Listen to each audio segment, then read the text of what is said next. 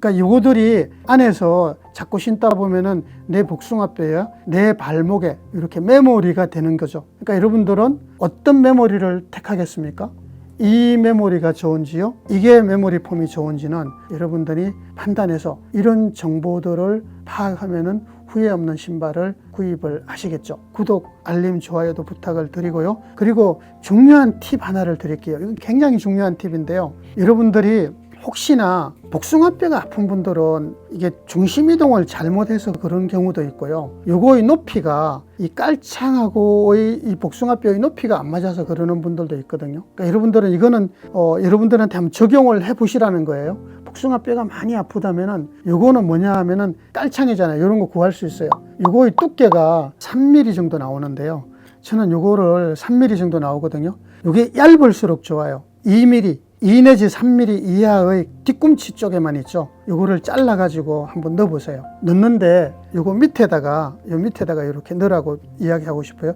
이렇게 해서도 한번 해 보시기 바랍니다. 이건 제가 굉장히 중요한 팁을 알려드리는 거예요. 2mm가 저는 추천을 하는데 요거는 3mm네요. 2, 3mm를 밑에서 넣어 보시면서 해결을 해 보시기 바랍니다. 제가 이제 가끔 질문 받는 것 중에 발볼 있죠. 발볼을 여러분들 우리나라 사람들이 제가 볼 때는 발볼은요 딱 맞는 게 좋아요. 발볼은 딱 맞는 게 좋은데 발을 딱 넣어보면 알 수가 있거든요. 저는 제가 신발을 샘플을 수입해보고 발볼이 좁은 거는 저는 수입을 안 합니다. 예를 들어서 요거잖아요. 발을 이렇게 딱 넣었을 경우에 앞에 여기를 토우룸이라 그러잖아요. 여기는 최소한 제가 볼 때는 여기에 룸의 여유 공간이 10mm 정도 10에서 15mm 정도의 저는 여유를 추천을 해요.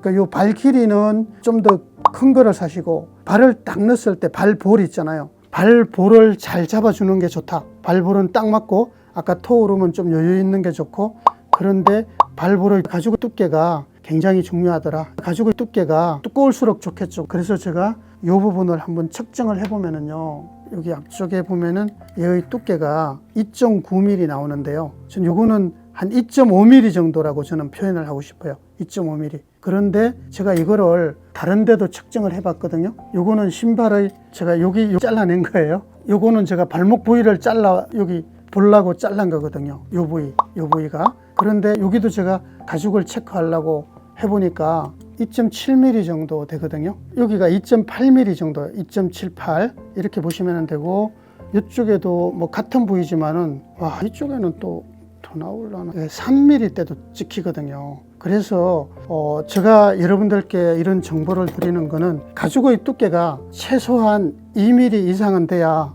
발볼을 잘 잡아준다. 그러니까 지금 강의 내용은 뭐냐? 발볼을 잘 잡아주는 게 좋다. 발볼은 딱 맞고 아까 토우룸은 좀 여유 있는 게 좋고 그런데 발볼의 가죽 두께가 굉장히 중요하더라. 2mm 이상은 돼야 된다. 요거는 제가 나중에 이 설포 부위도 나중에 두께를 측정을 해 자료를 드리려고 그러는데 설포도 보세요. 이 아까 가죽의 두께 보셨죠? 그 다음에 여기도 보세요. 이렇게 보호대 대줬죠? 가죽도 보면은 이런 식으로 가죽도 대줬죠? 안에 이제 라인, 고아텍스 있죠?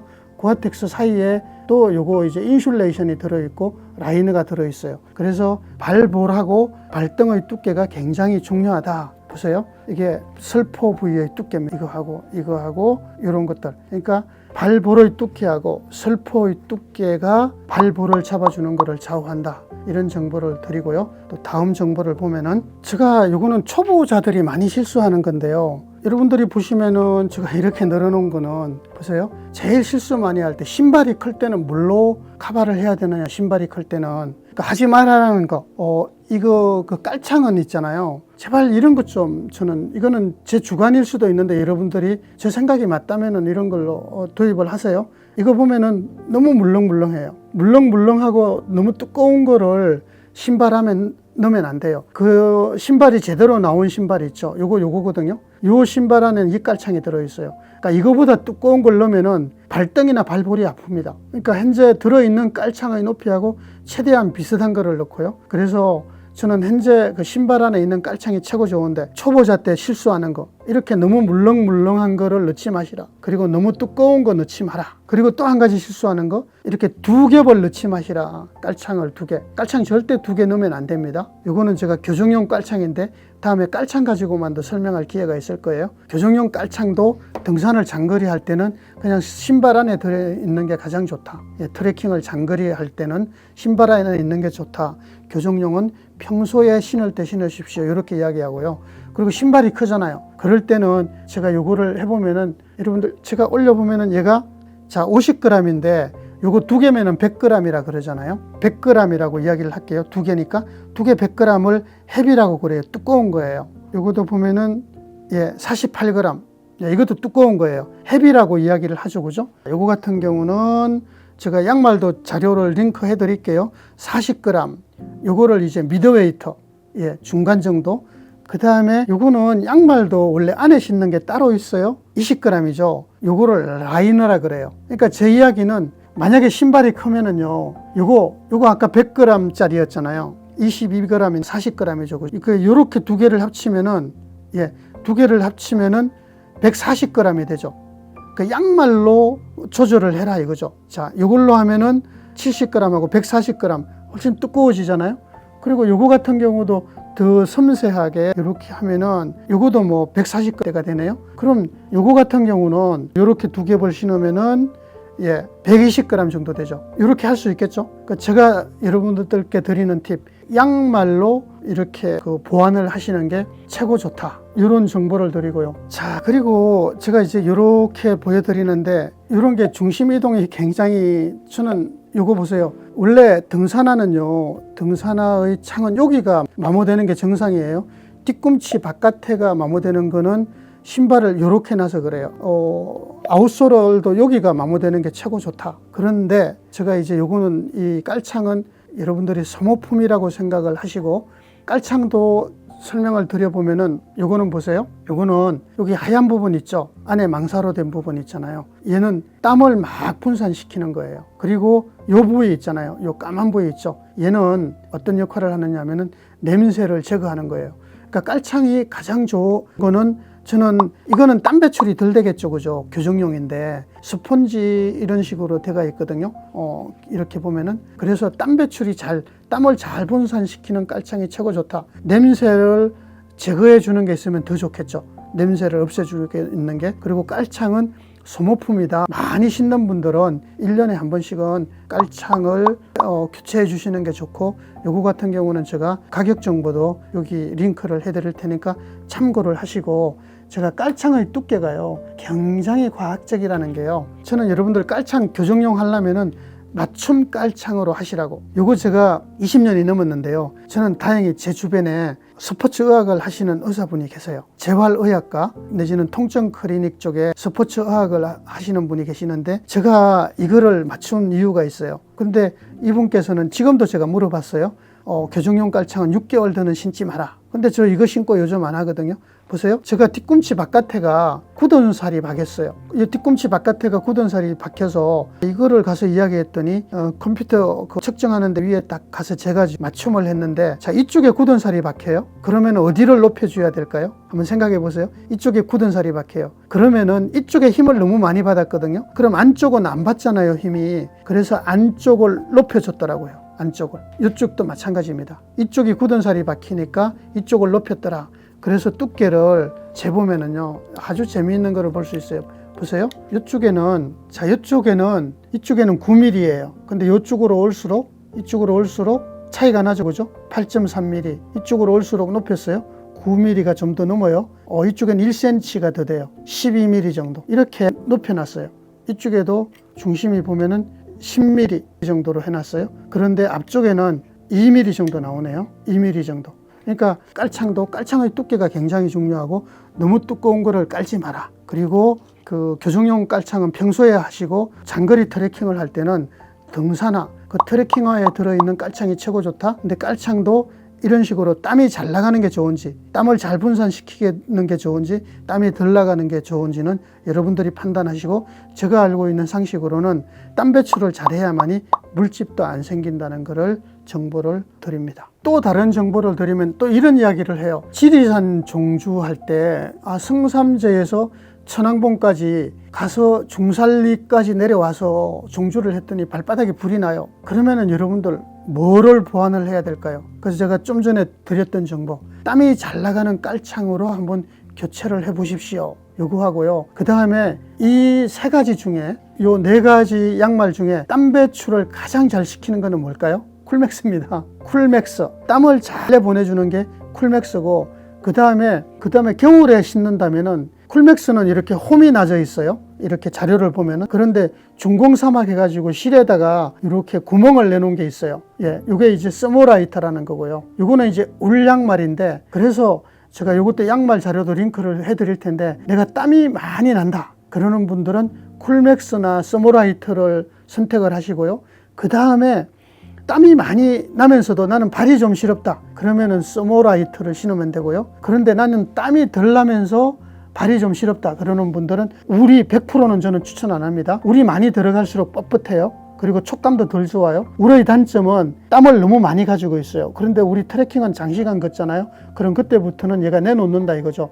수분을 흡수해가지고 바깥으로 밀어낸다. 그러니까 수분을 너무 많이 가지고 있어서 안 추천해요. 그 땀이 덜 나면서 발이 시렵다는 분들은 울이 좀 적게 들어가 있는 것을 추천을 한다. 이런 정보를 드립니다. 여러분들 우리 마라토너 있잖아요. 제가 이제 마라토너 이야기, 런닝화 이야기를 하는 것도, 마라토너도 여기 아식스 자료 보면은 뭐 안정화라는 것도 있잖아요. 안정화는 뭐냐 하면은 여기 미드솔을 이야기하는 거예요. 미드솔의 그 경도를 이렇게 다르게 해가지고 외전 바깥으로 이렇게 바깥으로 틀어지는 거, 내전 안쪽으로 틀어지는 거를 잡아주는 거가 안정화거든요. 근데 레이싱화 막 달리기 하는 거는 지금 마라톤에서는 그 카본화라 그러잖아요. 이런 카본 플레이트가 들어있는 거예요. 그런데 제가 이야기하고 싶은 거는 이런 트레킹화 있죠. 트레킹화에서 이노베이션, 그 혁신적인 기술은 뭐냐? 저는 이 인솔 보드라고 이야기를 해요. 이 인솔 보드가 제가 아까 계속 자료를 드렸죠.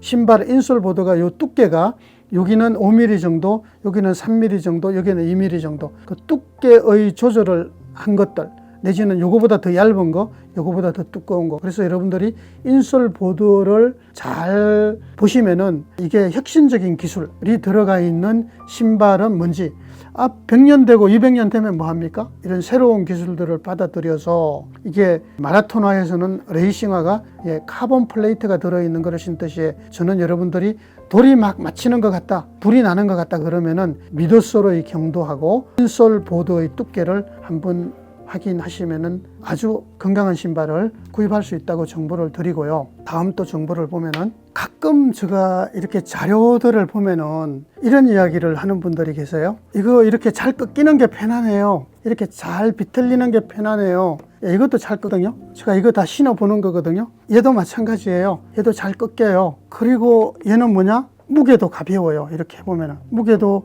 요거 326g, 이렇게 해보면은 340g. 예, 요거 같은 경우도 제가 400g대예요. 그러니까 가벼운 게 좋고 물렁물렁한 게 좋고 잘 뒤틀리는 게 좋다. 이게 좋다고 신어보니까 불편하다고 느끼는 분들은 어떤 걸로 대처를 해야 되느냐? 제가 금방 무게 이야기 하잖아요. 그죠? 무게가, 얘는 이게 제품에 비해서 물론 사이즈에 따라서 좀 다른데요. 이게 443g이네요. 제가 400g대라고 이야기하는데 요거 사이즈가 지금 42예요. 42. 그리고 요거 같은 경우는 사이즈가 40인데 요거하고 또 비슷하게 500g이죠. 그 저는 요거는 400g대, 500g대 이렇게 이야기하는데, 제가 이렇게 보시면 돼요. 얘가 뭔가가 좀 아쉬운 게 있으면 이렇게 무게를 높여야 돼요. 이런 식으로. 그리고 신발 같은 경우도 지금 요거도 지금 667g이잖아요. 그러니까 요로 올라갈수록 장거리를 그릴 때 유리합니다. 요거 같은 경우는 870g대 이렇게 나오거든요. 그러니까 여러분들이 신발이 가볍다, 가벼운 신발을 신었는데 뭔가 불편함을 느끼면은 이런 식으로 이렇게 신발을 선택을 하시면 돼요. 무게별로. 아까 이거 450g대, 500g대, 얘가 660g, 850 이런 식으로 무게도 선택을 하면서 상품을 선택을 하시면 되고요. 무게는 이런 식으로 검토를 하시면 되고요. 하루 종일 걸었는데도 편안한 신발이 있을까요?